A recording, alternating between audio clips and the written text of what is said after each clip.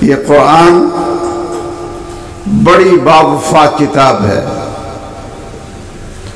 بڑی باوفا کتاب ہے۔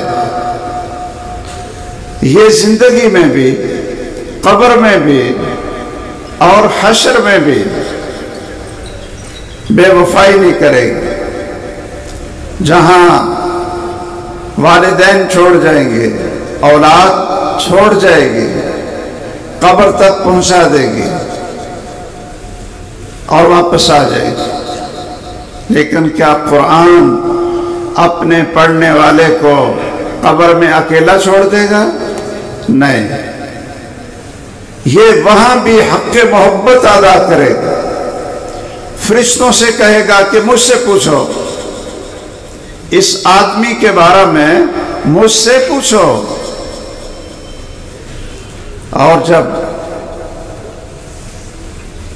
اللہ کی زمین پر اس کی زندگی میں اس کو کوئی پریشانی آئے، بیماری آئے، تنگ دستی آئے، تو یہ انسان کے اندر وہ راحت، وہ قناعت اور انسان کے اندر وہ خود ہی پیدا کرتا ہے کہ دنیا کی دولت اور دنیا کی چیزیں تو اس کے مقابلے میں بے نام اور بیکار ہو کر رہ جاتی ہیں۔ عمر بن خطاب رضی اللہ تعالیٰ عنہ کا پوتا ہے جس کا نام سالم ہے، مدینے کا فقیہ ہے، اور صرف عالم اور فقیہ ہی نہیں بلکہ قرآن کا قاری اور حافظ بھی ہے۔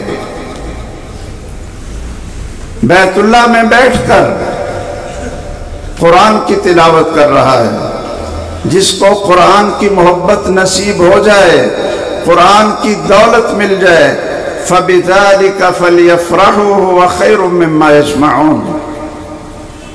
دنیا کی اور کسی دولت کی ضرورت نہیں ہوتی۔ اللہ کہتے ہیں اسی کے ساتھ خوش ہو جاؤ۔ قرآن کی تلاوت کر رہے ہیں، خلیفہ وقت بیت اللہ کا طواف کر رہا ہے،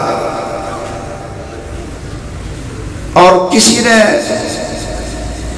خلیفہ وقت کو بتلایا کہ یہ عمر بن خطاب کا پوتا سالم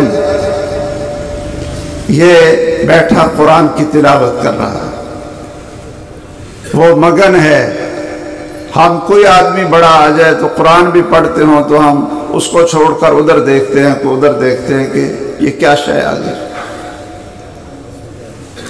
اللہ سے ہم کلام ہے، اور خلیفہ پاس کھڑا ہے۔ لوگوں نے کہا سالم دیکھو، وقت کا بادشاہ آپ کے سامنے کھڑا ہے۔ تو قرآن مجید مکمل کی آیت اور سلام لیا۔ بادشاہ وقت نے پوچھا سالم کوئی ضرورت ہو تو بتائیے، ایو حاجت عندک، کوئی حاجت اور ضرورت ہے تو بتلائیے۔ تو ذرا سارے قرائے کرام اور سارے حفاظ اور سارے ماشاءاللہ دین سے، قرآن سے محبت کرنے والے اس واقعے کو اپنے دلوں میں بٹھائیں، اور اپنی عظمت کو اس قرآن کی وجہ سے جو اللہ ذوالجلال نے آپ کو دی، آپ کی بصیرت کو سلام کرتے ہیں جو اس قرآن کی وجہ سے اللہ ذوالجلال نے آپ کو عطا فرمائے۔ سالم نے بے پرواہ ہو کر خلیفہ وقت سے پوچھا کہ کون سی ضرورت پوری کرو گے، دنیا کی یا آخرت کی؟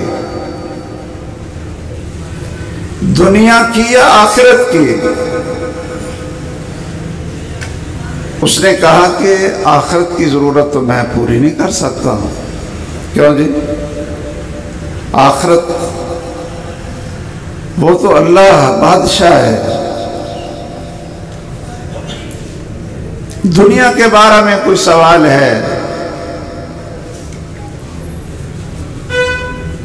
کوئی ضرورت ہے؟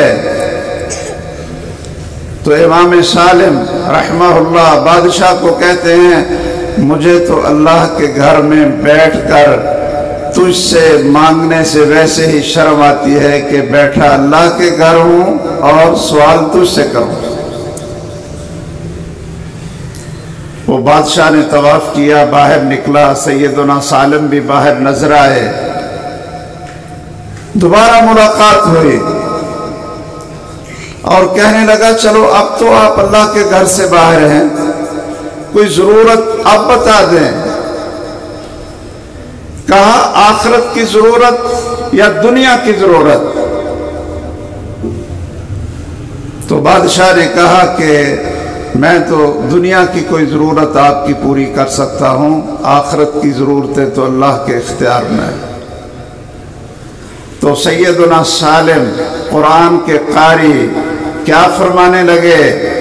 کہنے لگے کہ دنیا کی ضرورت اس کی تو مجھے حاجت نہیں ہے، اور جس کی مجھے ضرورت ہے اس پہ تیرا اختیار نہیں ہے، تو تجھ سے کیا مانگوں؟